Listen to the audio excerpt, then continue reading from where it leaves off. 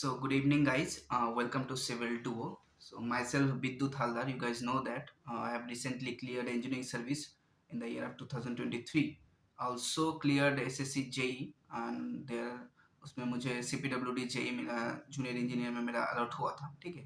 सो आज मैं डिस्कस करने वाला हूँ मेनली वो लोग जो प्रीलिम्स में जिन लोग का क्वालिफाई नहीं हुआ, ठीक है, एसएससी जेई में, या फिर मेंस देने के बाद लग रहा है कि मतलब इस बार नहीं हो सकता, प्रिपरेशन उतना अच्छा नहीं हुआ है तो सिलेक्शन नहीं हो सकता.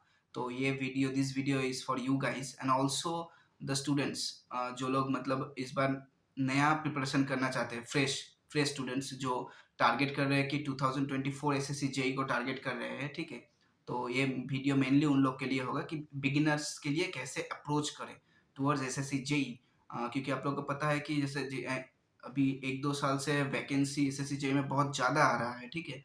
तो हाई चांस है आप लोगों का सिलेक्शन के लिए. ठीक है. सो पहले तो बात करते हैं कि क्या करना है. ठीक है, एसएससी जेई के लिए. तो यहाँ पर दो केस बनता है. पहला केस तो ये है कि आप लोगों ने ऑलरेडी सब्जेक्ट को अच्छे से पढ़ लिए है. ठीक है ना. सो और दूसरा ये होता है कि ना अभी तक कंप्लीट नहीं हुआ है, कुछ कुछ सब्जेक्ट हो गए आप लोगों का. तो अगर आप लोगों का अभी तक स्टार्ट नहीं हुआ है, मतलब कुछ-कुछ सब्जेक्ट हुआ है या फिर कंप्लीट नहीं हुआ है, तो आप लोग एक काम करिए, इस टाइम में एग्ज़ाम के बारे में मत सोचिए. पहला अप्रोच ये रखिए कि एग्ज़ाम कोई भी हो, एक होलिस्टिक अप्रोच प्रिपरेशन में ये मेंटेन करिए. उसमें हर एक सब्जेक्ट का जो कांसेप्ट है, उस चीज़ को अच्छे से सीखिए. उसका जो न्यूमेरिकल्स होता है, वहाँ पर जो कांसेप्ट है, थ्योरी है, असम्पशन है, वो सब चीज़ को अच्छे से देखिए एंड रिवाइज़ कीजिए. एक बार वो खत्म होने के बाद उसके बाद क्या होगा, रिवीजन पार्ट. रिवीजन पार्ट के साथ-साथ ही आप लोग को क्वेश्चन भी प्रैक्टिस करना है. क्योंकि न्यूमेरिकल्स भी आजकल आ रहा है, ठीक है? और दूसरी बात ये है कि एसएससी जेईई मेंस, अभी जैसे मेंस का पैटर्न चेंज हुआ है. पहले डिस्क्रिप्टिव था, अभी जैसे मेंस भी एमसीक्यू हो रहा है, ठीक है ना? तो ये मोर और लेस गेट के तरफ एग्ज़ाम हो रहा होगा मेंस वाला, ठीक है? तो इसमें न्यूमेरिकल्स का भी एक हाई इम्पोर्टेंस है.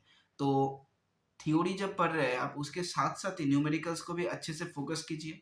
और उसके साथ-साथ ही जो पीवाईक्यू जो क्वेश्चन है, वो भले ही एसएससी जेईई का क्वेश्चन हो या फिर गेट का पीवाईक्यू हो या फिर ईएससी का पीवाईक्यू हो, प्रीलिम्स का, सब कुछ आपको सॉल्व करना है. क्योंकि अभी आप लोग नया स्टार्ट कर रहे हैं तो आपके पास टाइम भी बहुत ज़्यादा अवेलेबल होगा.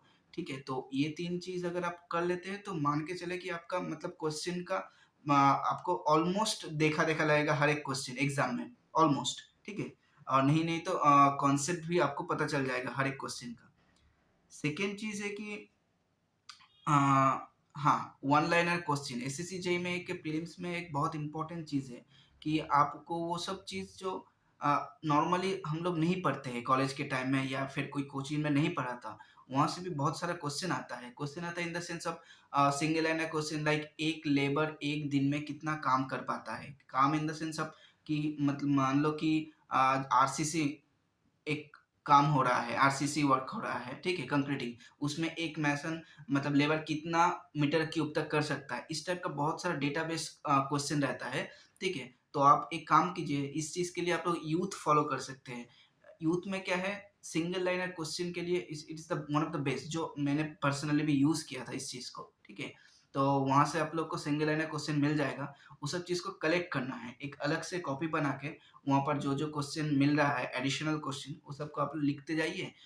और ये सब चीज़ पहले से ही स्टार्ट करना ज़्यादा सही रहेगा. क्योंकि लास्ट तक आते-आते क्या आपके पास एक रेडी फॉर्मेट रहेगा कि हाँ, ये पढ़ना है, ये रिवाइज़ करना है, ठीक है? और एक टाइम के बाद आपको रिपिटेशन भी दिखेगा, वो सेम क्वेश्चन हर एक एग्ज़ाम में पूछा जाएगा. दूसरी बात ये है कि इम्पोर्टेंट ऑफ टेस्ट सीरीज़.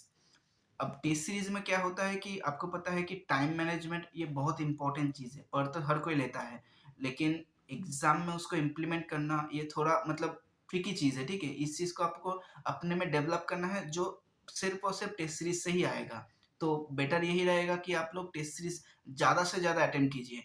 कोई भी एक सब्जेक्ट पढ़ने के बाद उसका जो पार्ट टेस्ट या फिर सब्जेक्ट वाइज़ टेस्ट है, आप उसको भी अटेम्प्ट कीजिए.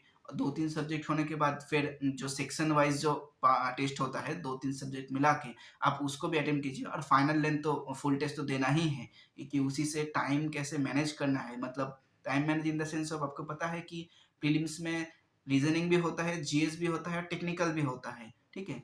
तो किस चीज़ को आपको पहले करना है, किस पार्ट में आपको कितना टाइम देना है, वो आपको उसी से पता चलेगा, ठीक है? और दूसरा बात ये है कि हाँ, मैंने तो पहले ही बोला कि अब प्रिपरेशन ऐसे करो कि प्री और मेंस दोनों का एक साथ कवर अप हो, क्योंकि अभी प्रीलिम्स के बाद उतना ज़्यादा टाइम भी नहीं मिल रहा, ठीक है? हार्डली 2-3 महीने का टाइम मिलेगा। अब आपका अगर न्यूमेरिकल स्ट्रॉन्ग नहीं है पहले से, तो मेंस में जाके दिक्कत हो सकता है और सिलेक्शन के लिए दोनों का ही बहुत ज़्यादा इम्पोर्टेंस है, ठीक है? अब जैसे मेरा एक्सपीरियंस, पर्सनल एक्सपीरियंस बोलूँ तो जैसे हम लोग क्या कर रहे थे, मेरा मेन टारगेट था कि गेट एंड इंजीनियरिंग सर्विस। सो उन उई उस 2 एग्ज़ाम के लिए मैंने होलिस्टिकली प्रिपरेशन किया था। बाकी एसएससी, जेईई तो देना था, तो इसके लिए अलग से मैंने कुछ नहीं किया था। फर्स्ट एक चीज़ अलग से किया था कि जो यूथ का जो है कुछ-कुछ सब्जेक्ट जैसे हम लोग हर जगह नहीं पढ़ते, लाइक टेंडर, कॉन्ट्रैक्ट, बीएमसी का कुछ पोर्शन, ठीक है? ये सब पोर्शन मैंने वहाँ से यूथ से कंप्लीट कर लिया था। तो वहाँ से बहुत सारा क्वेश्चन, सिंगल लाइन क्वेश्चन, ये सब मुझे मिल गया था, ठीक है? जो बहुत बेनिफिशियल हुआ था एक्चुअल एग्ज़ाम में भी। दूसरी बात ये है कि हाँ, अभी अभी बात आता है कि यहाँ पर 3 पार्ट है, आपको पता है कि पहला तो रीज़निंग, दूसरा जीएस एंड टेक्निकल। तो रीज़निंग पार्ट तो सिंपल रहता है, उसमें कोई दिक्कत नहीं होता, 50 का रीज़निंग रहता है वहाँ पर। 40 plus marks is a very good marks in reasoning. आप उसमें 45 प्लस भी आराम से ला सकते हैं, उसके लिए ज़्यादा कुछ करना भी नहीं है। पहली बात तो ये है कि आप सिलेबस देख लीजिए कि रीज़निंग में क्या-क्या सिलेबस है। उस हिसाब से आप देखेंगे कि मोस्ट ऑफ द सिलेबस मतलब topics are very much known to you, ठीक है? उसमें कोई दिक्कत नहीं होगा। अब कुछ-कुछ टॉपिक है जो आपके लिए नया रहेगा, उस सब टॉपिक को आप यूट्यूब से कर सकते हैं। There will be lots of videos in the YouTube. You can watch them, ठीक है? अब उसके बाद क्या होता है, बाकी आता है फिर टेस्ट सीरीज का काम। टेस्ट सीरीज में आप जब रीजनिंग का अप्रोच करेंगे तब आपको प्रैक्टिस करते करते आपका सब हो जाएगा वहां पर, ठीक है? मतलब कुछ नया क्वेश्चन भी मिलेगा, कुछ नया टॉपिक भी मिलेगा, ठीक है, कंसेप्ट भी मिलेगा, तो आप लोग वहां से सीख सकते हैं। It will be continuously, it will be learning process throughout the test series and revision, okay? Secondly आता है कि जीएस कैसे प्रिपरेशन करें, ये बहुत कोई ये पूछता है। तो हम लोग का जैसे मेन मोटो ये था कि टेक्निकल एंड रीजनिंग को इतना स्ट्रांग करो कि जीएस का उतना इफेक्ट ना पड़े, ठीक है? वैसे भी आपको मेंस में टेक्निकली लिखना है, ठीक है? वहां पर तो प्योर टेक्निकल रहेगा, तो टेक्निकल में ज्यादा फोकस करो, ठीक है? जीएस में वैसे भी 15 plus 15 to 20 is a good marks, provided you have a very good command in the technical part, okay? And G reasoning में तो सब कोई लाएगा, ठीक है? उसमें कोई दिक्कत नहीं है।